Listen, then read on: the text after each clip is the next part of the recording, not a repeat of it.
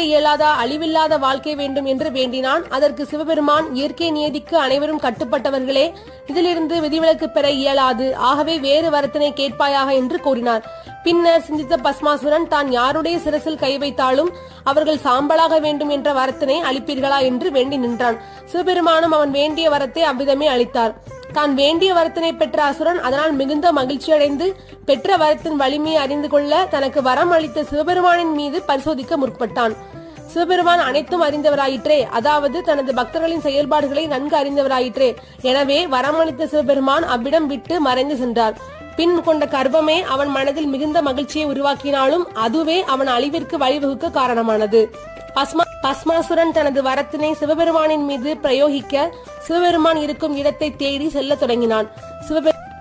இந்த சூழலில் இருந்து காக்க சிவபெருமான் திருமாலை எண்ணினார். சிவபெருமானை தேடி சென்ற பஸ்மாசுரன் வழியில் ஓர்